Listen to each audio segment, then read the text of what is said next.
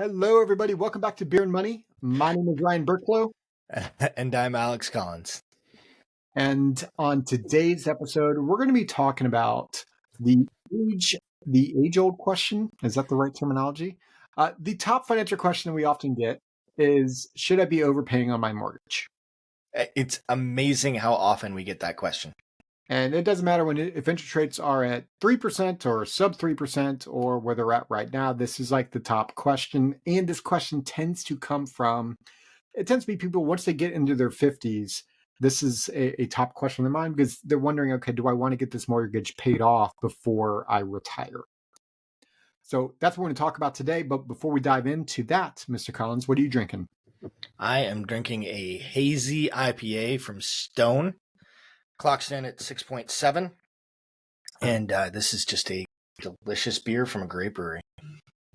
Yeah, I love that one. I am also at a great brewery, Black Raven, and it's Moon Tower is what it's called. It's I have not had Moon Tower yet.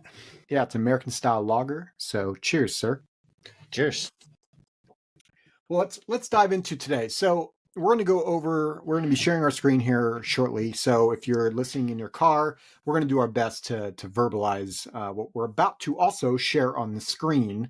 So make sure you check out the YouTube channel so you can see the visual side of this, because I do think it's going to be an important piece of today's conversation. So without further ado here, Alex, give me 1 second as I pull it up here.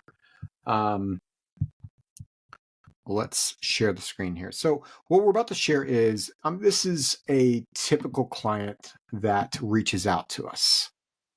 And what you'll see here is, this client has, call it $25,000 in their checking savings account. They've got $70,000 in their investment accounts. They've got, call it $1 million in their retirement accounts. The vast majority of that is in a traditional retirement account, like a traditional 401k. They make about $400,000 combined household income, and of that $400,000, they're saving $57,000 of that. The vast majority of the $57,000 of savings is going into their retirement plan at work. And so as we're sitting down with these clients,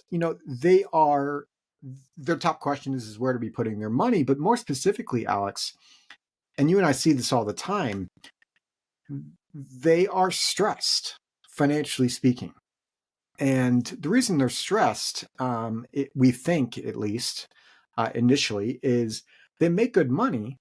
They're even saving, call it 15% of their income, which isn't bad. But most of their assets are locked up in accounts that aren't necessarily available to them. So they're constantly worried about what if scenarios. So when their furnace goes out, they're tapping into their savings account, right? So it's going down. So then they have to rebuild it back up. Or they're taking on home equity debt to do it. Right. When both opportunity lands in their lap, they might pass on it because they don't have the proper liquidity, is what we would say, to take advantage of it. Well, like for example, a client of mine, a good buddy, was saying like that, hey, I just got back from a guys retreat, and like most of the guys there like run their own companies, and like they were like, one of them was like, hey, we've got an extra spot. It's like $6,000. Can anybody come? Right. And like the answer for everybody but me was $6,000, not a problem. Let me check the timing. And he was like, I want that. And like when he brought this up, I was like, I pulled up his balance sheet and I showed him like, hey, you pretty much have that right now. And here's our plan for how to create that for the future. So that, yes, you have exactly what you're talking about, is the ability to like just drop something on a spur of the moment vacation.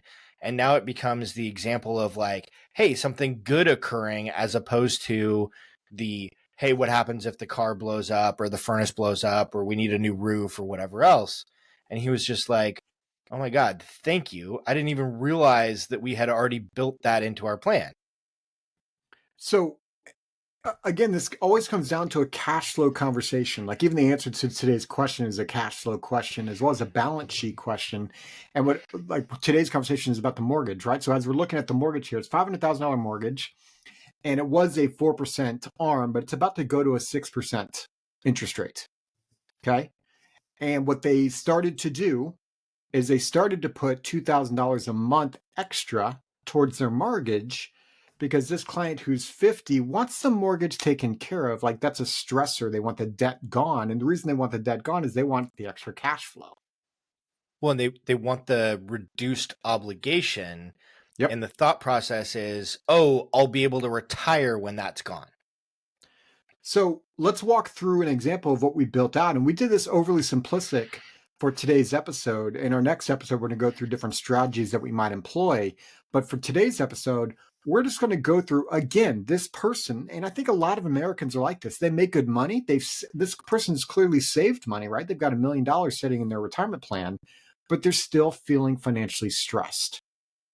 And the reason I think they feel financially stressed is they don't have a lot of access to any money that's in the assets. And so they're constantly worried about, what if I lose my job? What if X happens? Like, what am I going to do? That's the concern.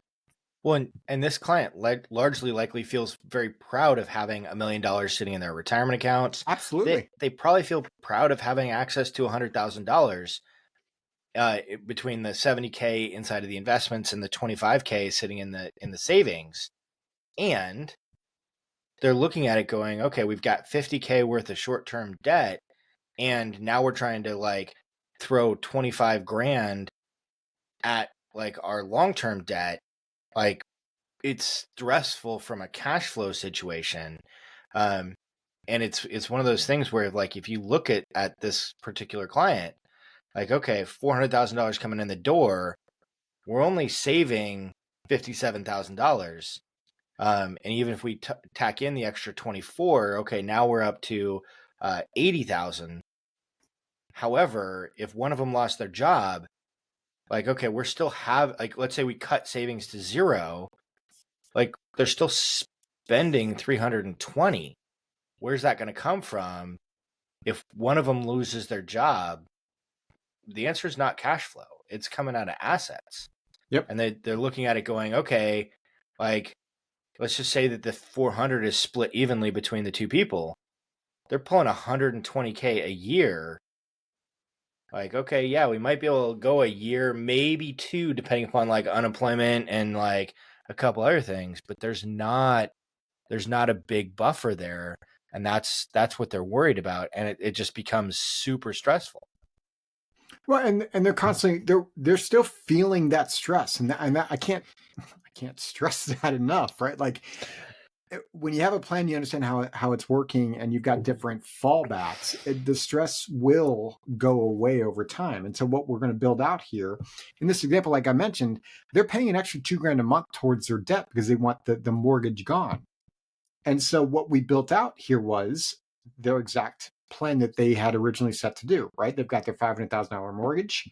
They've got the 6% interest loan rate.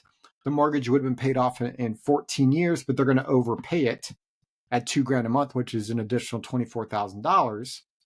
And then what we set up here is if the money that they could save is, the extra $24,000, if they didn't put it towards the debt, maybe they just put it in a savings account or a CD of some sort, and it gets a 3% interest rate, right? We're keeping this ultra simple. How does this look? How does this feel? And so when we get into the details here, you can see that their debt here in the red is gone. So by the age of 58, so 8 years in, the mortgage is gone. Awesome. It worked. Awesome. And then they are able to save the money. And we took this out for a 20-year period of time. This took them out to age 70. So they're able to save the $24,000 plus save on what they're putting towards the mortgage in and of itself. So now it's up to $74,000, almost 75 of saving, which then grows them an asset of $1,074,000. Okay. So that's one strategy to take, is doing that. Now, the second strategy is, what if they just didn't overpay in the mortgage and they just put it in that savings account that's getting that 3% interest rate. The slow and steady, boring 3% rate of return on a high yield savings or a CD. So in this example, the mortgage is paid off in that 14-year period of time. Like we already said, that's when it was going to go away. Okay. The assets grow. And as you can see, it only grows to $1,002. It's $1,002 versus $1,074,000. So you're looking at $72,000 of difference. $72,000 of difference between the two strategies. So if we're just strictly looking at wealth growth on a linear spreadsheet, not taking into consideration how this feels in life and how life actually works, the plan is better to do scenario 1, where they're overpaying on the mortgage. But let's now take this into consideration how real life is feeling. Real life is feeling financially stressed. They don't have access to any money, right? Because most of the money's tied in their retirement plan. They don't have a lot of liquidity. If they did scenario 2, which is just putting this money in that 3% savings category, you can see at age 58, they've got $251,000 of cash sitting around. Could they take that $251 and pay off the mortgage? Well, in this example, so let's just say, to your point, Alex, like you skipped ahead here a little bit, but this person, if the mortgage being taken care of, if that was the stressor, well, congrats, you can do it in either scenario. Either overpay and just give your money to the mortgage company, or just save the money and do a lump sum payment in year 8, and you're still same. The mortgage is gone in year 8. There's no difference there. From a cash flow or just asset building and how this feels in real world, right? 3 years into this plan, they've got $100,000 sitting in cash.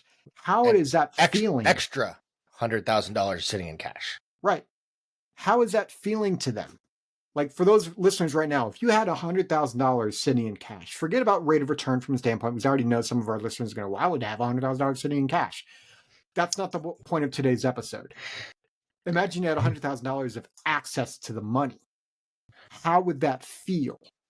Well, and Ryan, again, it's not just $100,000, it's $100,000 extra.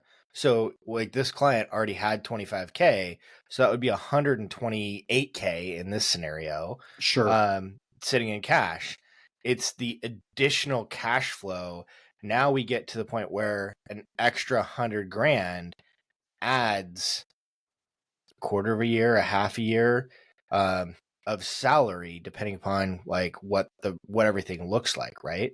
And so it can become a much bigger buffer, and the existence of that much bigger buffer allows people to feel a lot more comfortable, and the existence of it might allow us to do other things in other locations with the rest of our money. Again, I hate this line because I think our industry has, butchered it. And the line is peace of mind.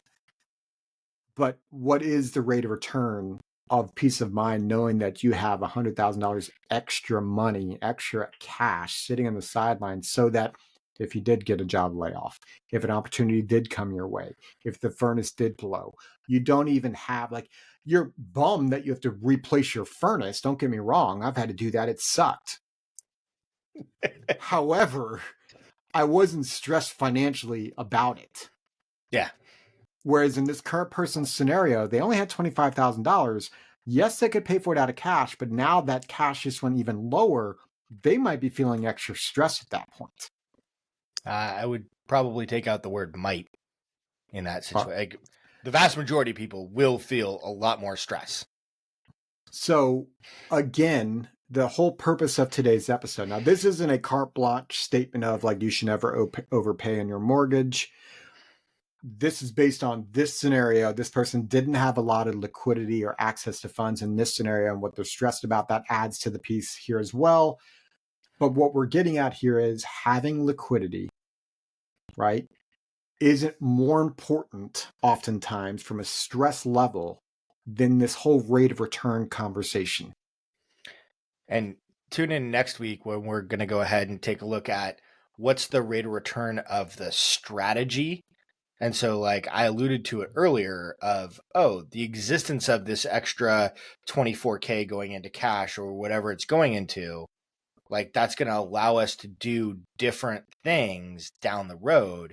And we'll start taking a look 99 times out of 100 when we start doing those calculations, we wind up finding out that not only do we have more peace of mind, more liquidity, more safety, more security, but we also wind up with more cash flow, better strategic rate of return, because we wind up thinking from a strategic standpoint instead of a tactical standpoint. And a strategic standpoint is taking a look at the entire picture first and deciding how we want to go about doing things, and then building down to the individual product or tactic, as opposed to finding the best tactic, the best rate of return, or whatever else it is, and building up from there. So tune in next week for that episode. We hope this episode is valuable for you, right? Like the whole purpose of money's not supposed to be stressful, although it is obviously a stress in many people's lives. And it's a tool. And so having this, hopefully this conversation had you think differently about cash flow decisions and real life decisions rather than spreadsheet life decisions. As always, check us out at beermoney.net. And at the top of the page is a contact us where you can either reach out to us with questions on today's episode or any other topics that you want us to talk about. We hope this episode is valuable for you. And as always, Mr. Collins, cheers. This podcast is for informational purposes only and is not to be construed as tax, legal, or investment advice. Although the information has been gathered from sources believed to be reliable, please note that individual situations can vary. Therefore, the information should be relied upon only when coordinated with individual professional advice. Guest speakers and their firms are not affiliated with or endorsed by Park Avenue Securities, Guardian, or Quantified Financial Partners, and opinions stated are their own. Guardian, its subsidiaries, agents, and employees do not provide tax, legal, or accounting advice. Consult your tax, legal, or accounting professional regarding your individual situation. All investments and investment strategies contain risk and may lose value. This material is intended for general public use. By providing this content, Park Avenue Securities, LLC is not undertaking to provide investment advice or a recommendation for any specific individual or situation, or to otherwise act in a fiduciary capacity. Please contact a financial representative for guidance and information that is specific to your individual situation. Ryan and Alex are registered representatives and financial advisors of Park Avenue Securities, LLC. OSJ 200 Market Street, Suite 1850, Portland, Oregon 97201. Phone number 503-221-1226. Securities products and advisory services offered through Park Avenue Securities, member FINRA, SIPC. Financial representatives of the Guardian Life Insurance Company of America, Guardian, New York, New York. Park Avenue Securities is a wholly owned subsidiary of Guardian. Quantified Financial Partners is not an affiliate or subsidiary of Park Avenue Securities or Guardian. Ryan Burklo, CA Insurance License Number 0K24924. Alexander Collins, CA Insurance License Number 0H24806. 8031070.1. Expiration date June 2027.